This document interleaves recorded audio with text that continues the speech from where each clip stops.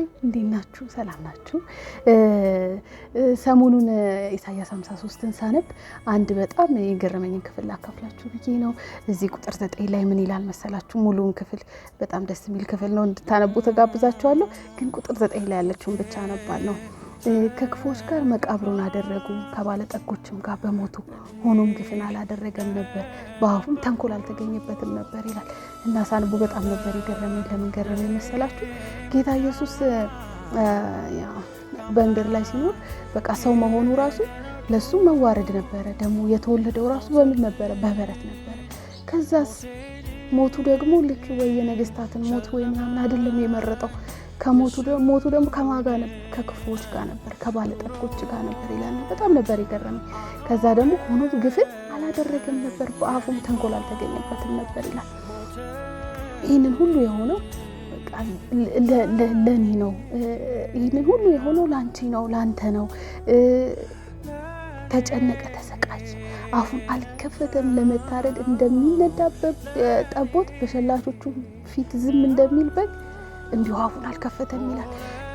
ጌታ ኢየሱስ እኮ በጣም ብዙ ነገር ማድረግ ይችላል። የሚያስጨንቁትን ምናምን በአንድ ጊዜ ሊያጠፋቸው ሁላ ይችላል።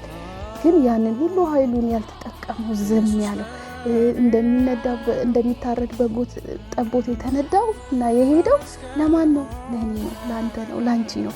ብዙ ነገር ማድረግ እያለ ዝም እየቻለ ዝም ያለው ብዙ አይነት የከበረውን በዚህ ምድር የከበረ የሚባለውን ነገር መምረጥ እየቻለ ግን ደግሞ ያልመረጠው ለማን ነው? ለኔ ነው፣ ላንቺ ነው። ስለዚህ ጌታ ኢየሱስ ይህንን ሁሉ ዋጋ ከፍሎልንና ከኛ ምን ይጠበቃል ብትሉኝ ለሱ ማዘን ወይ እንደዚህ ሆኖ እንደዚህ ለኔ ተሰቃይቶ ብለን እንድናዘን ሳይሆን ስላደረገልን ነገር ደስ ብሎ ጌታ እንድናመሰግነው ደግሞ በዚህ በሰራልን ስራ እንድናምን ነው የሚፈልገው። ስለዚህ ዛሬ አንድ ጥሪ ያቀርብላችኋለሁ። ጌታ ኢየሱስ ይህንን ሁሉ ዋጋ የከፈለው በሰው መልክ ተገኝቶ ራሱን ባዶ ያደረገው ለመስቀል ሞት እንኳን የታዘዘው የመስቀል ሞት ማለት ኃጢአተኞች የሚሞቱበት ሞት ነው። ለዛ እንኳን የታዘዘው ለኔ ነው፣ ላንቺ ነው፣ ላንተ ነው ለማለት ነው ዛሬ መጣሁና ጌታ ኢየሱስ ደግሞ ዛሬ እያከበርን ያለነው የትንሣኤን በዓል ነው። ደግሞ ተነስቷል። እንደሞተ ደግሞ አልቀረም።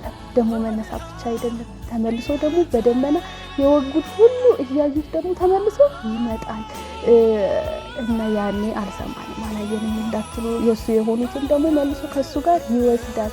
ስለዚህ ከኛ ምንድነው የሚጠበቀው? በዚህ በሰራልን ስራ አምነን ማለት ብቻ ነው የሚጠበቀው። ስለዚህ ዛሬ ወደዚህ ህይወት እጠራችኋለሁ፣ ጋብዛችኋለሁ። ጌታ ኢየሱስ ይወዳችኋል። ይህንን ሁሉ ዋጋ የከፈለላችሁ ለእናንተ ነው።